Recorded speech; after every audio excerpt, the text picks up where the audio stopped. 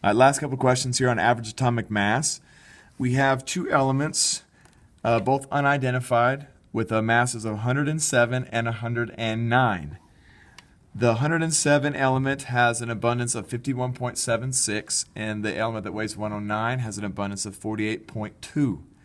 So in order to identify this element, we have to figure out what is its average atomic mass. So I set it up the same way. It's mass times the percentage. So I change that from a percentage into a decimal by moving my decimal 2 places to the left.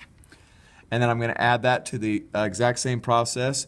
I'm going to take my mass of 109 and multiply that by my decimal here, which I'm going to change it, percentage, I'm going to change it into a decimal. I add those all together, I get a total of 107.96. I go back to my periodic table and I found a mass is closest to the element silver. Now our last question here talks about boron. We have two isotopes of boron. We have boron 10 and boron 11. Now boron 10 is approximately 20% abundant, and boron 11 is 80%.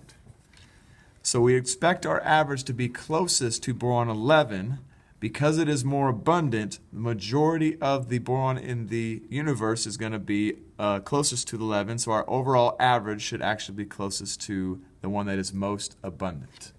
All right, y'all, moving on to the last page, we're going to talk about radioactivity, radioisotopes, and calculating balance equations using radiation. The first question is dealing with alpha, beta, and gamma and putting them in the correct order. The first question is we're going to put them in the correct order of increasing penetrating ability. So obviously the lowest one is going to be alpha because it can be stopped by things as simple as paper.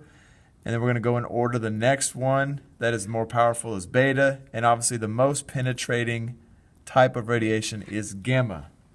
Now mass, we're going to do this in reverse order. Gamma is the smallest particle. It's actually just composed of high energy. Beta would then be next, followed by alpha, which is the most heavy form of radiation. Now for velocity, because alpha is so heavy, it's actually the slowest. Beta, which is a little bit lighter, is going to be next. And gamma, which is technically the lightest because it's just high energy, it is going to be the fastest. So it makes sense here that the fastest type of radiation is also the most penetrating radiation. So moving on here, the charge of an alpha particle is +2, and the charge of a beta particle is -1. So move down here. In order to symbolize an alpha particle, it looks very similar to what we'd write for an helium nucleus. So the change in mass, it goes down by 4, because again, that top number is our mass number. It's decreasing by 4. Our protons, right here, same as the atomic number, it's also going to decrease by 2. And the number of neutrons is going to increase by 2. So if you remember my cheat sheet from the first page, mass is always going to be the protons plus my number of neutrons. So because in this equation an alpha particle has a top number of 4, 2 of those are going to be my protons, and 2 of those are going to be my neutrons. Moving on to the next row, beta particle, we represent that by a 0, -1 with a lowercase e. The change in mass, we actually have technically a no change. The mass number is going to stay the same. The change in number of protons is actually going to increase by 1. And it's increasing by 1 because what's going to happen is one of the neutrons in the atom is going to be converted into a proton. The last one, gamma rays, we actually can just say no change for all of these rows. The protons and the neutrons, and the mass is going to stay the same because those particles have no mass. It's just a high energy. So moving down here to the actual equations, what we're going to do is we're going to see if we can fill in the missing items. So the first question, we have an element of carbon. So it has a proton number of 6 and a mass number of 14. And it's changing into an element of nitrogen. It's going up by 1 proton. So that, again, I'll go back up here. A beta particle is actually going to be changing a neutron into a proton. So this is going to be a beta decay, represented by that particle there. And remember, when we do these equations, the number on the top on the left side of the equation needs to be the same as both numbers on the top on the right side of the equation. So I have 14 here on the left. 14 plus 0 would give me 14 on the right. And again, 7 minus 1 would give me the same as the 6 on the left-hand side of the equation. Moving on to the next one, I take 255 minus 4. That would give me a mass of 251. And my atomic number is going to go down to 101. I go to my periodic table, and I find this element here is going to be element number 111, and that is alpha decay. Next equation, it looks very similar to letter A. My number of protons is actually increasing, which means that is going to be a beta decay equation. I fill in with a beta particle there. The last one here, I actually have two different notations.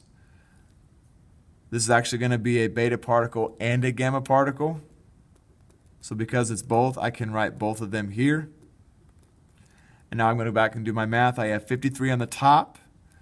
So because it's beta and gamma, I'm not losing any mass overall. So I'm writing the same mass on the top. Now I have 23 atomic number of 23 over here. But because that atomic number is actually going to be increasing by 1 proton, I'm going to write 24. And I go to my periodic table and I figure out that element number 24 is chromium. Last question, letter E here. We have 78 as our atomic number, and it's decreasing to 76. Because it is decreasing by 2, the only one that decreases by 2 is going to be an alpha particle. And I double check my math here. 188 plus 4 will be the same as my top mass on the left, which would be 192.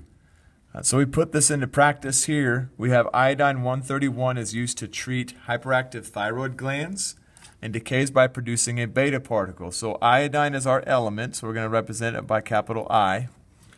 Now 131 is our mass. I'm going to write that on the top. I go to my periodic table and I figure out what is the atomic number for iodine, and that's 53. Now because it's going through beta decay, I'm going to write a beta particle. And now I'm going to figure out, well, 131 is my mass on the left, so something plus 0 has to equal 131, which is going to be 131.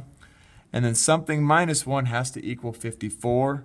That is going to be 54. I go to my periodic table and figure out element number 54 is xenon. And the last one here, polonium, this should actually say 210, not 21. So polonium is element number 84. So I start right there, and it says it's going to go through alpha decay, so I write an alpha particle. Now to check my math here, 210 minus 4 is going to give me 216, and then 84 minus 2 would give me 82, and that is element mercury. All right, moving on to the last part of the equation. This is dealing with fission and fusion reactions.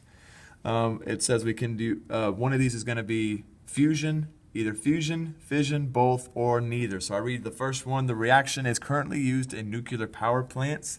That is fission. In this reaction, mass is converted into energy.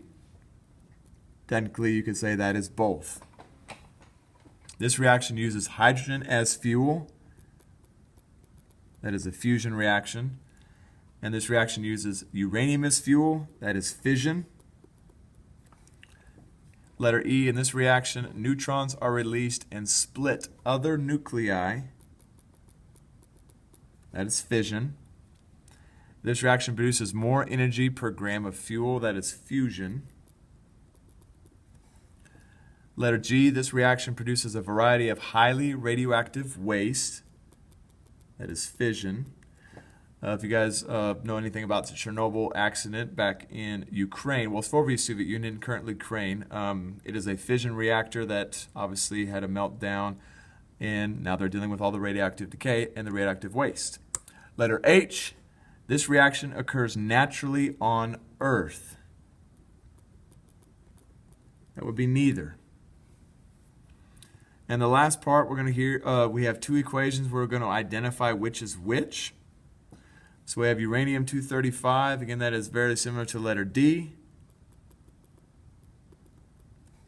And the last question, letter B, anything that uses a fuel, hydrogen as fuel, that is going to be fusion. I wish y'all good luck on your first test of chemistry in 2019.